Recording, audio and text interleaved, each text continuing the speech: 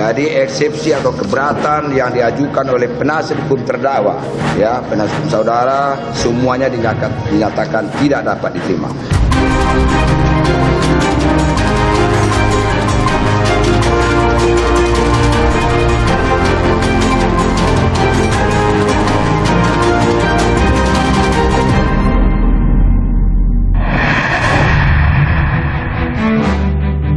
Presiden Jokowi melantik Ketua Relawan Pro Jokowi Budi Aris Setiadi jadi Menteri Komunikasi dan Informatika.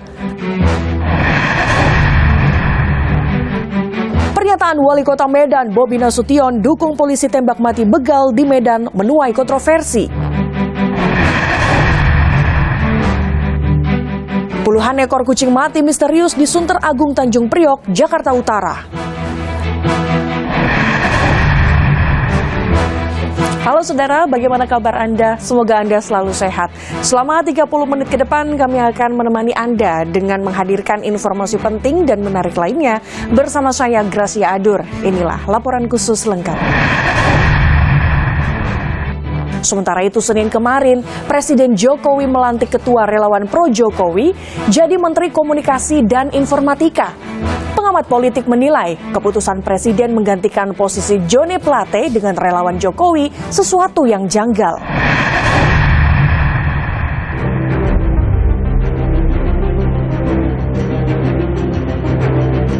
Sidang kasus mega korupsi Menara BTS 4G yang diduga merugikan negara 8,3 triliun rupiah berlanjut setelah Majelis Hakim Pengadilan Tipikor menolak nota keberatan terdakwa ex-Menteri Komunikasi dan Informatika Joni Plate. Begitu ya Pak Gerard Plate.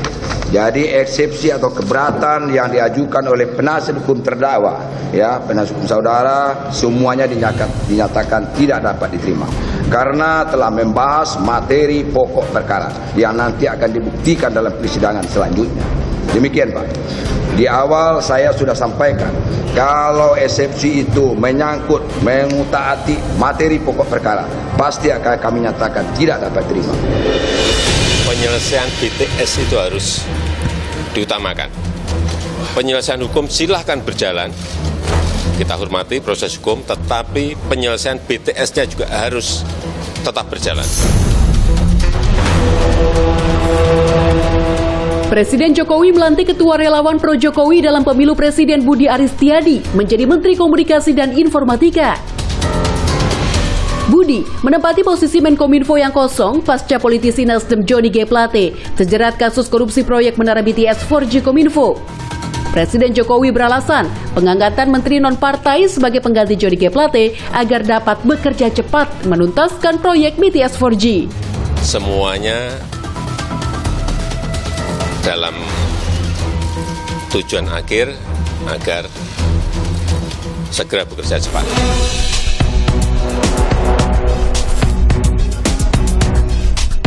Budi Ari menegaskan komitmennya melaksanakan perintah Presiden. Jadi gini, kita akan menjalankan apa yang diperintahkan oleh Pak Presiden. Pak, ya nanti tunggu Pak Presiden. Kita pokoknya nanti akan gerak cepat ini semuanya. Selain Menkominfo Budi Aris Setiadi, Presiden Jokowi juga melantik 5 wakil menteri dalam reshuffle kabinet ke-8 yang dilakukannya selama menjabat Presiden pada Senin 17 Juli. Di antaranya, Wakil Menteri Luar Negeri Pahala Nugraha Mansuri yang sebelumnya menjabat Wakil Menteri BUMN, politisi P3 dan ex-petinggi GP Ansor Saiful Rahmat sebagai Wakil Menteri Agama. Wakil Menteri Desa Pembangunan Daerah Tertinggal dan Transmigrasi diisi Pak Iman Raharjo, tokoh akademisi yang juga menjabat Rektor Universitas Mustopo. Duta Besar Indonesia untuk Amerika Serikat, Rosan Perkasa Ruslani sebagai Wakil Menteri BUMN, dan Nezar Patria, staf khusus 5 Menteri BUMN sebagai Wakil Menteri Kominfo. Penunjukan Budi Aris Setiadi pun membuat hubungan Presiden Jokowi dan Partai Nasdem makin tak mesra. Apalagi pelantikan Budi Ari dilakukan sehari pasca Ketua Umum Surya Paloh mengkritik gagasan revolusi mental Presiden Jokowi. Bahwasanya pikiran, gerakan perubahan yang juga sejalan dengan apa yang pernah dikonstatir oleh Presiden Jokowi untuk melaksanakan revolusi mental adalah sebenarnya identik dengan misi gerakan perubahan kita. Senafas, sebangun, sejalan. Dan itulahnya kenapa ketika pada tahun 2014 pemilu, dengan seluruh kekuatan dan harapan energi yang kita miliki, kita dukung yang namanya Presiden Jokowi kala itu sebagai calon presiden untuk menjadi presiden di negeri ini, saudaraku. Sayang, 1000 kali sayang, harapan belum menjadi kenyataan.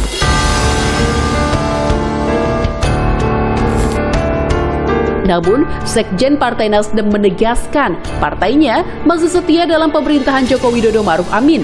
Sikap Nasdem itu tidak akan berubah terhadap pemerintahan sekarang hanya karena reshuffle ini, itu intinya. Tapi gini Pak Hermawi, Nasdem sendiri merasa ditinggalkan tidak oleh Pak Jokowi?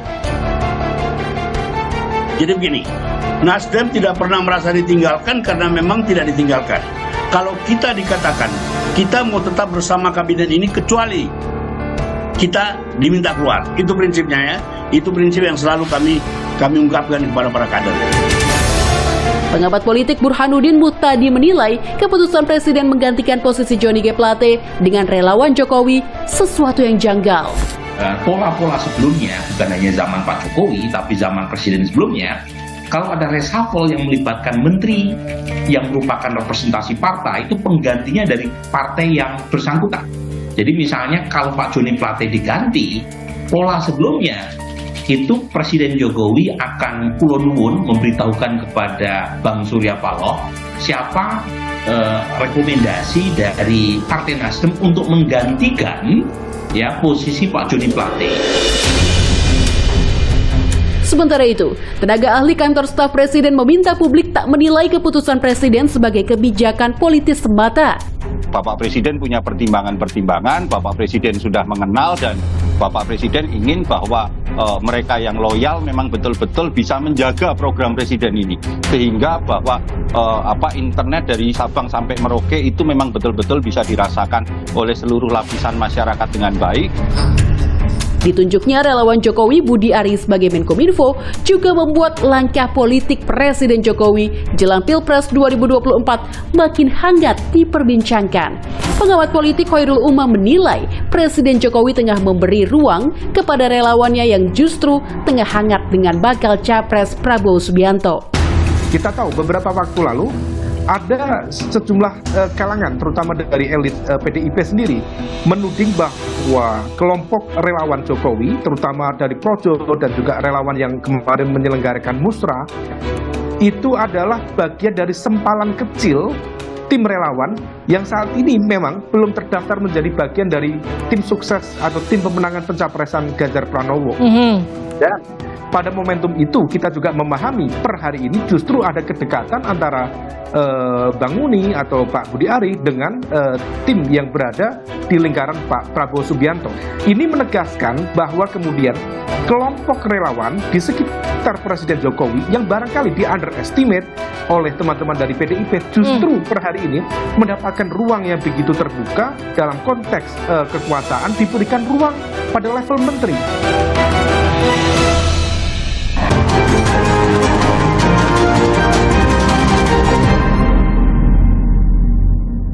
Pernyataan Wali Kota Medan Bobi Nasution dukung polisi tembak mati begal di Medan menuai kontroversi. Koordinator Komisi untuk Orang Hilang dan Korban Tindak Kekerasan atau Kontra Sumatera Utara menyebut pernyataan tembak mati tak seharusnya keluar dari mulut pejabat publik. Sementara Menteri Pertahanan Prabowo Subianto membela seruan Wali Kota Medan itu. Wilayah Kota Medan menyampaikan akan ditindak di lapangan walaupun harus ditembak mati.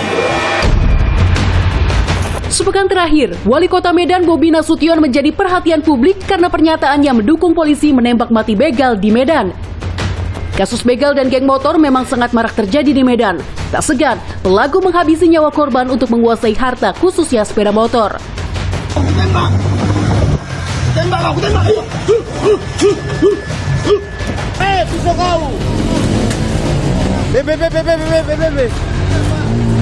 Ini Kota Medan dan masyarakat Kota Medan sangat mengharapkan upaya yang nyata penindakan secara tegas bagi bagi para perilaku kriminal, geng motor, begal, pencurian fasilitas umum, dan permasalahan laut. Pernyataan menantu Presiden Jokowi ini mengundang polemik. Koordinator Komisi untuk Orang Hilang dan Korban Tindak Kekerasan Kontra Sumut, Rahmat Muhammad mengatakan, pernyataan tembak mati tak seharusnya keluar dari mulut pejabat publik. Rahmat khawatir, pernyataan Bobi akan menjadi legitimasi aparat untuk menembak mati pelaku begal.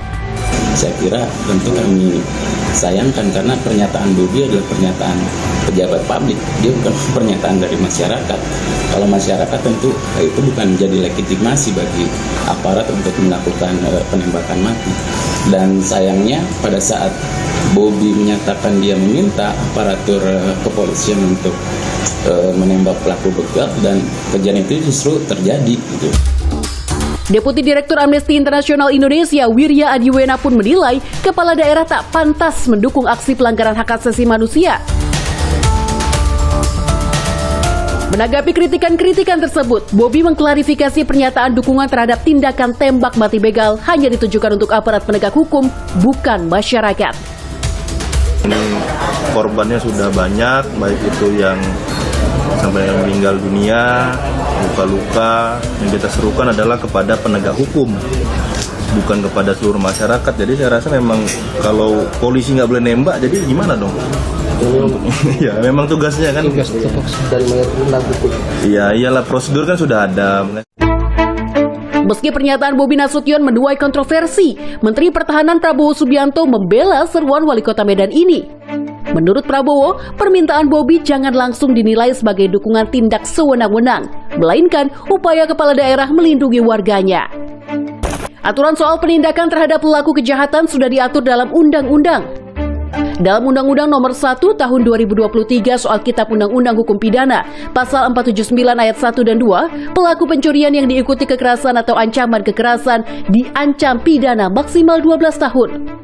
Bila pencurian dilakukan bersekutu mengakibatkan kematian korban, maka pelaku dijerat pidana mati atau penjara seumur hidup atau penjara maksimal 20 tahun. Sementara itu, dalam Peraturan Kapolri Nomor 8 Tahun 2009 disebutkan, polisi dilarang untuk melakukan kekerasan saat bertugas kecuali untuk mencegah kejahatan dan membantu melakukan penangkapan terhadap pelanggar hukum sesuai dengan peraturan penggunaan kekerasan. Dalam rekap juga ditegaskan larangan menggunakan kekerasan atau senjata api yang tidak berdasarkan hukum. Bagi anggota Polri yang melanggar, akan dikenai sanksi sesuai kode etik profesi kepolisian disiplin dan hukum yang berlaku. Aksi begal memang makin meresahkan warga Medan. Teranyar, Polres Pelabuhan Belawan Medan menangkap 2 kakak beradik pelaku begal motor yang terekam CCTV dan viral di sosial media. Dalam rekaman, tampak korban didekati pelaku yang membawa senjata tajam. Korban kemudian ditendang hingga tersungkur ke dalam parit. Tak hanya itu, seorang mahasiswa Universitas Muhammadiyah Sumut atau UMSU menjadi korban keganasan begal. Mahasiswa UMSU ini tewas akibat dibegal. Keempat pelaku akhirnya berhasil ditangkap setelah polisi menembak kaki pelaku karena melawan saat diringkus. Polda Sumut kembali lancarkan peringatan keras. Polisi akan menindak lebih tegas geng motor dan pelaku begal di Medan. Para pelaku begal ini sudah sangat mengganggu, sudah sangat meresahkan masyarakat. Oleh karena itu, kami, Polda Sumatera Utara, Kodam 1 Bukit Barisan akan melakukan tindakan lebih tegas lagi.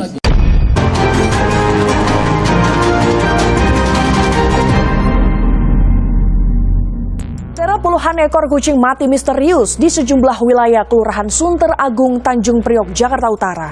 Dinas Ketahanan Pangan, Kelautan, dan Pertanian DKI Jakarta mengungkap kematian kucing bukan karena diracun. Hingga kini Dinas KPKP pun masih melakukan pemeriksaan lanjutan. Sementara, 6 ekor kucing mati di Rumah Singgah Hewan Parung, Bogor, Jawa Barat akibat gangguan pernafasan usai rumah singgah dibakar mantan pegawai lantaran sakit hati karena dipecat.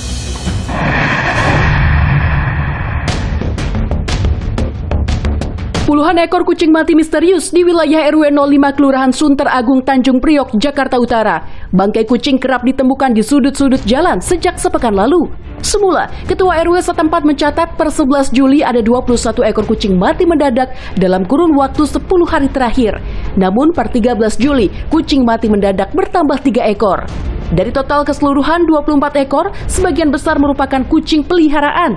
Kucing ditemukan dalam kondisi lemas dan kejang-kejang hingga akhirnya mati. Sebagian kucing liar, kebanyakan dari kucing peliharaan, kebanyakan. Matinya yang jelas tuh di luar rumah, bukan di dalam rumah. Yang di lapangan, di depan-depan teras, ada yang di pinggir jalan. Dinas Ketahanan Pangan, Kelautan, dan Pertanian KPKP DKI Jakarta telah melakukan pengecekan ke lokasi dan memeriksa sampel bangkai kucing. Namun penyebab pasti kematian puluhan kucing di Sunter masih misteri. Hasil temuan sementara mengungkap penyebab kematian kucing bukan karena diracun. Sebab hasil pemeriksaan patologi anatomi menunjukkan seluruh organ kucing dalam kondisi normal dan lambung kucing dalam keadaan kosong. Hasil uji PCR rabies dan uji cepat COVID-19 pada sampel kucing mati mendadak pun negatif. Pihak Dinas KPKP hingga kini masih melakukan pemeriksaan lanjutan. Kemudian dari hasil observasi tadi kita melakukan pengamatan secara langsung, yang pasti tidak ada busa di mulutnya. Kemudian kucing itu ada gejala kejang-kejang, nggak lama kemudian di kelamin itu mengeluarkan air. Setelah itu nggak lama kemudian kucing mati.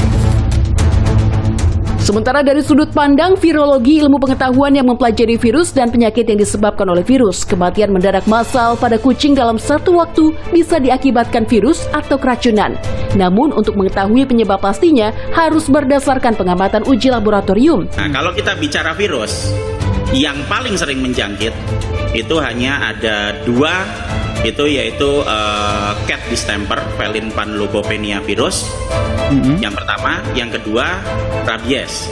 Gitu. Menurut saya lebih ke keracunan. Kalau menurut saya. Lebih ke keracunan ya, oke. Ya, tapi kita akan tahu apakah ini penyakit virus atau tidak setelah kita melakukan uji nekropsi.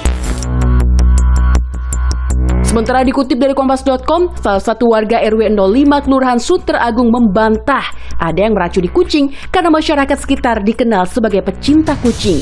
Warga juga menilai tidak ada tanda-tanda yang menunjukkan kucing keracunan, seperti keluarnya busa di bagian mulut.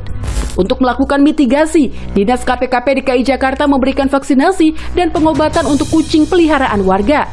Bekerja sama dengan komunitas, klinik, dan Persatuan Dokter Hewan Indonesia Cabang Jakarta, Dinas KPKP DKI Jakarta juga akan melakukan sterilisasi untuk mengendalikan populasi kucing. Kita melakukan pengambilan sampel kadaver atau bangkai kucingnya.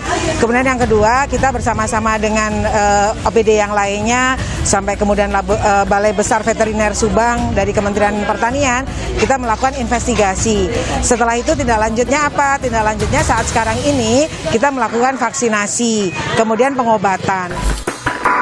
Untuk mengantisipasi bertambahnya kematian kucing, warga memilih tidak melepas hewan peliharaannya keluar rumah.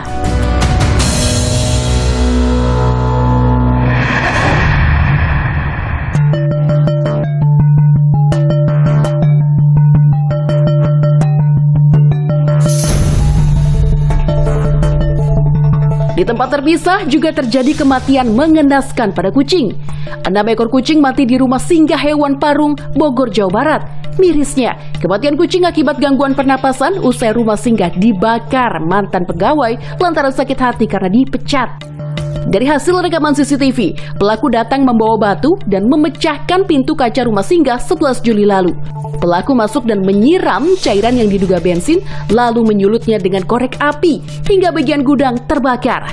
6 ekor kucing pun mati sesak napas akibat asap yang masuk ke dalam kandang. Sebagian kucing berhasil diselamatkan dan masih dalam perawatan karena mengalami gangguan pernapasan. Kini pelaku ditahan di Mapolsek Parung dan dijerat pasal tentang kesalahan menyebabkan kebakaran dan ancaman kurungan maksimal 5 tahun penjara. Orang diduga pelaku pembakaran gudang peralatan hewan dan pengerusakan kaca pintu di klinik hewan tersebut. Diketahui bahwa api mulai membesar. Pelaku ini yaitu diduga mantan dari pegawai rumah hewan tersebut yang dibakar dengan motifnya yaitu sakit hati karena sudah dipecat. Informasi tadi sekaligus menutup perjumpaan kita. Tetap pantau terus informasi pemilu 2024 hanya di Kompas TV independen terpercaya. Saya Gracia Adur, pamit undur diri, sampai jumpa.